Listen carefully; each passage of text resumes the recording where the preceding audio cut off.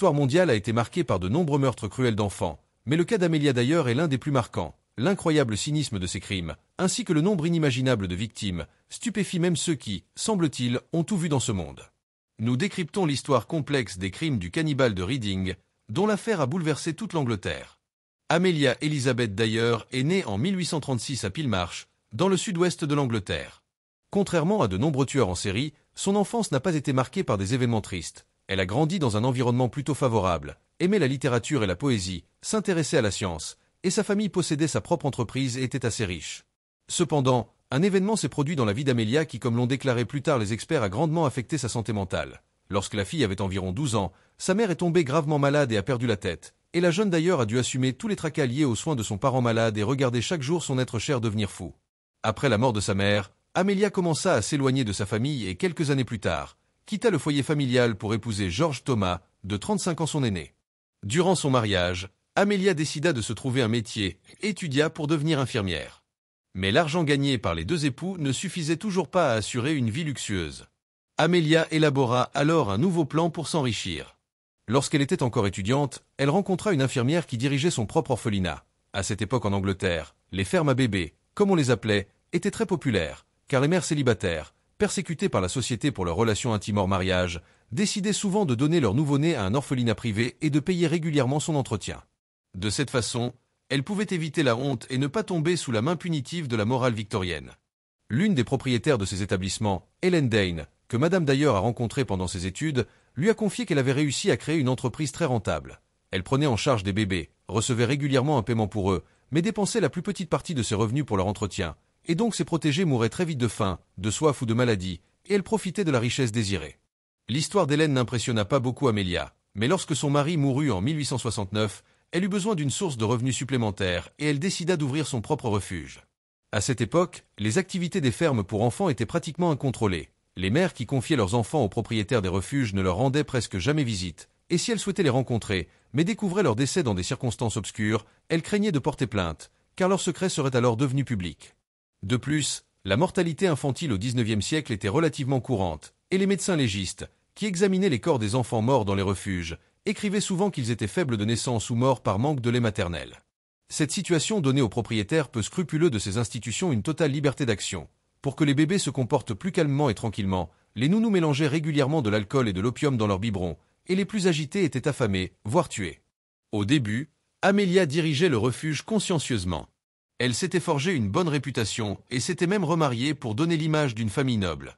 De son second mariage, Madame Dyer donna naissance à 2 filles, avec lesquelles elle entretint cependant de mauvaises relations. Peu après, Amelia quitta la famille pour se consacrer entièrement au refuge. Au bout d'un moment, elle réalisa que l'argent reçu des parents des enfants abandonnés était insuffisant et se souvint alors de l'histoire d'Helen Dane. Amelia avait simplement oublié de nourrir le bébé à temps ou de lui donner à boire, abandonnant les enfants dans la rue et provoquant leur mort par d'autres moyens, sans recourir à une quelconque influence physique directe. Le taux de mortalité élevé dans sa ferme à bébés attira rapidement l'attention de la police, et en 1879, elle fut condamnée à 6 mois de travaux forcés. Après avoir purgé sa peine, Amelia reprit ses activités habituelles, mais avec un style différent. La propriétaire du refuge ne simulait plus d'accidents, mais recourait ouvertement à la force physique pour se débarrasser d'une autre pupille. Plus tard, la criminelle dissimulait les corps ou demandait au coroner d'établir un certificat de décès.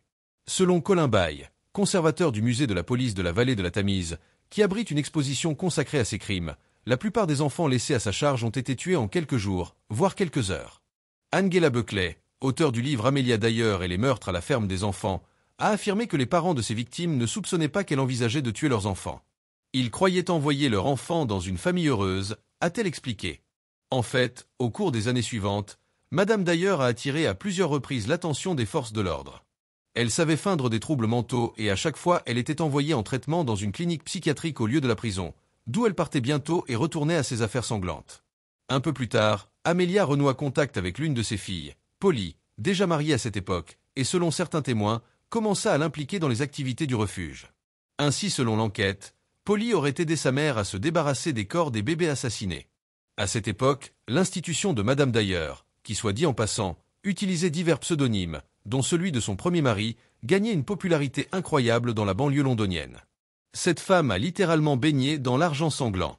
Elle utilisait la Tamise pour cacher les corps. Amelia connaissait un coin isolé, situé près de l'écluse de Caversham, où elle se débarrassait des corps sans attirer l'attention. Mais tout changea en mars 1896, lorsque l'équipage d'une péniche naviguant sur le fleuve remarqua un petit paquet dans l'eau et le ramena à bord. En déballant la trouvaille, les gens furent profondément horrifiés. À l'intérieur gisait le corps d'un bébé, identifié plus tard comme étant Helen Free, une fillette que sa mère avait confiée à un abri temporaire quelques jours plus tôt. Le détective James B.T. Anderson a repéré la preuve en inspectant l'emballage du corps d'Helena Free, qui est maintenant exposé au musée de la police. Sur l'emballage, il était écrit « Bristol Temple Mead » et était estampillé Midland Railway du 24 octobre 1895.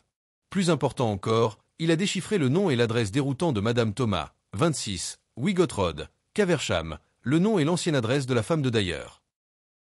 L'inspecteur Cohn Anderson a fait une découverte particulièrement macabre en trouvant le colis près de Clapet-Pont. Nous l'avons apporté directement à la morgue et ils ont confirmé qu'il s'agissait d'une petite fille d'environ 12 mois. Le corps du bébé, retrouvé dans un colis envoyé d'Allemagne au Royaume-Uni, a été identifié et était dans un état de décomposition plus avancé que tous les autres corps retrouvés, à tel point qu'à l'ouverture du colis, le corps et la tête étaient décomposés. Après la découverte du corps, la police ouvrit une enquête. En examinant attentivement le tissu dans lequel le corps était enveloppé, un agent de police trouva un morceau d'étiquette portant le nom et l'adresse d'Amelia Dyer, une découverte décisive dans l'affaire. Bientôt, des détectives, utilisant comme appât une mère célibataire ayant arrangé un rendez-vous avec le propriétaire de l'orphelinat, pénétrèrent dans la maison de Dyer et menèrent une perquisition. La police fut choquée par les preuves découvertes, qui indiquaient que la fondatrice de la ferme pour enfants était coupable de plus de 200 meurtres d'enfants, confiés à sa garde à différentes époques. Les détectives ont trouvé des piles de vêtements pour enfants, ainsi que de nombreux reçus de publicité dans les journaux à travers le pays. La nouvelle des meurtres d'enfants en masse se répandit instantanément dans toute l'Angleterre et choqua ses habitants. Amelia Dyer fut surnommée la cannibale de Reading. La propriétaire de l'orphelinat devint la meurtrière la plus prolifique du Royaume-Uni, dont les atrocités marquèrent l'histoire du pays. Le 4 avril 1896, Dyer a été arrêtée. Alors qu'elle était déjà en prison, la police a réussi à trouver plusieurs autres corps d'enfants au fond de la rivière, ainsi qu'un certain nombre d'indices indiquant sa culpabilité dans la mort d'autres victimes. Mais Amelia elle-même n'a avoué qu'un seul crime, le meurtre d'une fille nommée Doris Marmont, et le tribunal a considéré cela suffisant. Le 22 mai de cette année-là eut lieu l'un des procès les plus célèbres de l'histoire britannique. Des Londoniens en colère encerclèrent le palais de justice, cherchant à dépecer la tueuse d'enfants, et le jury rendit un verdict de culpabilité en seulement 4 minutes. Amelia Dyer fut exécutée le 10 juin 1896, et ses derniers mots furent « Je n'ai rien à dire ». Malgré le fait que le tribunal ait reconnu la propriétaire du refuge coupable d'un seul crime, après sa mort, la police a réussi à prouver toute une série de meurtres commis par elle au cours de ses activités sanglantes. Selon les experts modernes, il y en avait plus de 400. Il est difficile de déterminer l'ampleur exacte de ces crimes. Dans ses moments les plus actifs, des témoins ont rapporté avoir vu jusqu'à 6 bébés emmenés chez elle chaque jour. Cependant, l'histoire de la cannibale de Reading ne s'arrête pas là. Quelques années après l'exécution d'Amelia Dyer, un bébé à peine vivant est retrouvé dans un train londonien. Il est confié à une certaine Miss Stewart, qui après avoir dérobé l'argent l'abandonne. Après avoir étudié attentivement les circonstances de l'affaire, la police découvre que sous le nom fictif de Marie-Anne se cachait la fille de la tueuse d'enfants exécutée, également connue sous le nom de Polly. Elle parvient néanmoins à s'échapper. Cette affaire retentissante marque profondément l'histoire de l'Angleterre. Après les événements de ces années, les autorités adoptent plusieurs lois visant à réglementer les activités des fermes pour enfants, qui n'aident cependant pas les malheureux orphelins à trouver un refuge sûr. Les propriétaires sans scrupules des refuges ont continué à suivre les traces de la tueuse la plus cruelle, poursuivant des objectifs égoïstes. Les femmes, effrayées par la pression de la société et leur propre impuissance, ont été obligées de donner leurs propres enfants à des fermes pour enfants, malgré le risque de ne plus jamais les revoir.